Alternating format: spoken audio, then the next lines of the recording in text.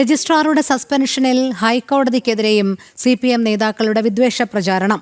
കോടതിയിലെ ചിലർ കാവിക്കൊടി ഏന്തിയ സ്ത്രീക്കൊപ്പമോ എന്നാണ് കേരള സർവകലാശാല സിൻഡിക്കേറ്റ് അംഗം R. രാജേഷിന്റെ ഫേസ്ബുക്ക് പോസ്റ്റ്. അതേസമയം രാജേഷിനെതിരെ കോടതിയലക്ഷ്യത്തിന് കേസെടുക്കണമെന്ന് ഹൈക്കോടതി രജിസ്ട്രാർക്ക് പരാതി നൽകിയിട്ടുണ്ട്. CPMന്റെ മുൻ MLA കൂടിയായ കേരള സർവകലാശാല സിൻഡിക്കേറ്റ് അംഗം R. രാജേഷാണ് രജിസ്ട്രാറുടെ സസ്പെൻഷനിലെ കോടതി പരാമർശം ചൂണ്ടിക്കാട്ടി വിദ്വേഷ പ്രചാരണം നടത്തിയത്. കോടതി വിധികൾ ചില ആളുകൾക്ക് വേണ്ടിയെന്നായിരുന്നു അധിക്ഷേപം. രജിസ്ട്രാറുടെ സസ്പെൻഷനിൽ കോടതി നിന്നത് ഭാരതാംബയെ അറിയില്ലേ എന്ന അപക്വമായ ഭാഗത്തെന്നും രാജേഷിന്റെ ഫേസ്ബുക്ക് പോസ്റ്റിൽ പറയുന്നു.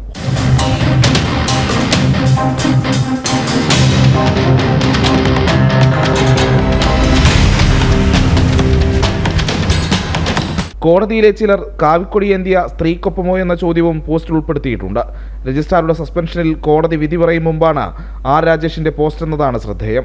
അതേസമയം രാജേഷിനെതിരെ കേസെടുക്കണമെന്നാവശ്യപ്പെട്ട് സർവകലാശാല സെനറ്റ് അംഗം അഡ്വക്കേറ്റ് VK മഞ്ജു ഹൈക്കോടതി രജിസ്ട്രാർ ജനറലിന് പരാതി നൽകി. ജുഡീഷ്യറിയുടെ അന്തസ്സും നിഷ്പക്ഷതയും കളങ്കപ്പെടുത്താനുള്ള നീക്കം ക്രിമിനൽ കോടതിയെ ലക്ഷ്യമെന്നാണ് പരാതി. തങ്ങൾക്ക് അനുകൂല വിധിയില്ലെങ്കിൽ ജഡ്ജിമാർക്കെതിരെ കൂടുതൽ ആക്രമണം അഴിച്ചുവിടുമെന്ന പരോക്ഷ ഭീഷണിയാണ് രാജേഷിന്റേതെന്നും VK മഞ്ജുവിന്റെ പരാതിയിൽ പറയുന്നു. ഇദ്ദേഹം നടത്തിയിരിക്കുന്ന പരാമർശം ഒരു വിധിയിന്മേലുള്ളതല്ല. പ്രത്യേകിച്ചും ബഹുമാനപ്പെട്ട ജസ്റ്റിസുമാരെ വ്യക്തിപരമായിട്ട് അധിക്ഷേപിക്കുന്ന തരത്തിലുള്ള പരാമർശങ്ങളാണ് നടത്തിയിരിക്കുന്നത്.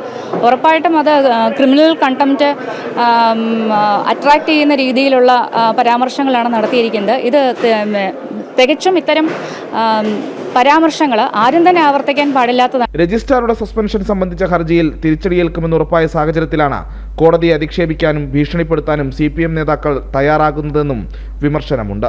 ജനം, തിരുവനന്തപുരം.